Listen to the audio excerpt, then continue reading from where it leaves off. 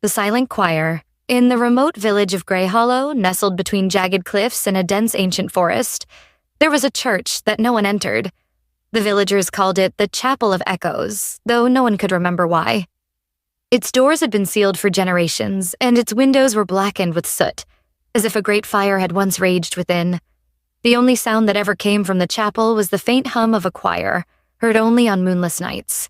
No one dared to investigate, until Clara arrived. Clara was an outsider, a folklorist drawn to Grey Hollow by rumors of the chapel and its eerie history. She'd spent years studying forgotten rituals and occult practices, and the Chapel of Echoes was a mystery she couldn't resist. The villagers warned her to stay away, their faces pale and their voices trembling, but Clara was undeterred. On her first night in Grey Hollow, Clara stood outside the chapel, her lantern casting flickering light on its charred walls. The air was thick with the scent of damp earth and something else, something metallic like blood. The hum of the choir was faint but unmistakable, a low, resonant vibration that seemed to emanate from the very ground beneath her feet. Clara pushed against the chapel doors, and to her surprise, they creaked open. The interior was shrouded in darkness, the air cold and heavy. Her lantern's light revealed rows of pews, their wood warped and cracked, and an altar at the far end, draped in a tattered black cloth. The walls were covered in symbols, etched deep into the stone, ancient twisting runes that seemed to writhe in the flickering light. As Clara stepped inside, the hum grew louder, more distinct. It was not one voice, but many, layered in a haunting harmony that sent shivers down her spine. She moved toward the altar, her footsteps echoing in the vast, empty space.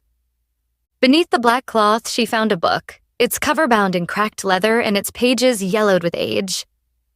The title was written in a language she didn't recognize, but the symbols matched those on the walls. Clara opened the book, and the choir's hum swelled, filling the chapel. The pages were filled with sheet music, the notes written in the same dark ink as the runes. At the top of each page was a name, followed by a date. The most recent entry was only a week old. As Clara flipped through the book, the air grew colder and the lantern's flame flickered wildly. Shadows danced on the walls, twisting into shapes that resembled human figures. The choir's voices grew louder, more urgent, and Clara realized with a start that they were singing words she could almost understand. She turned to leave, but the doors slammed shut with a deafening crash. The lantern fell from her hand, its light extinguished, plunging the chapel into darkness. The choir's voices surrounded her, their words now clear.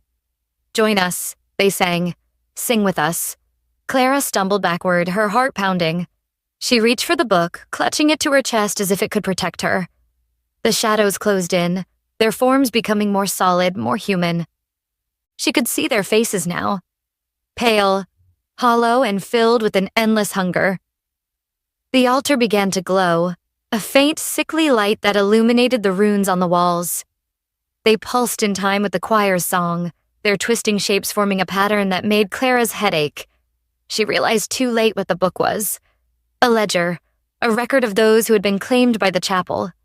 The names were not just names, they were offerings. The shadows reached for her, their cold fingers brushing against her skin. Clara's vision blurred, and she felt a pull, a force drawing her toward the altar. The choir's song filled her mind, drowning out her thoughts. She opened her mouth, and to her horror, her voice joined theirs, singing words she didn't know, but somehow understood. The light from the altar grew brighter, and the shadows began to fade. Clara's body grew heavy, her limbs numb. The last thing she saw before the darkness took her was the book, its pages flipping on their own, her name appearing in dark, flowing script. When the villagers found the chapel doors open the next morning, they knew better than to enter. But they heard the choir, louder than ever, and they knew another voice had joined it. The book lay on the altar, its pages filled with new names, the most recent still glistening wetly, as if written in blood. And in the corner of the chapel, where the shadows were deepest, a faint hum lingered, waiting for the next curious soul.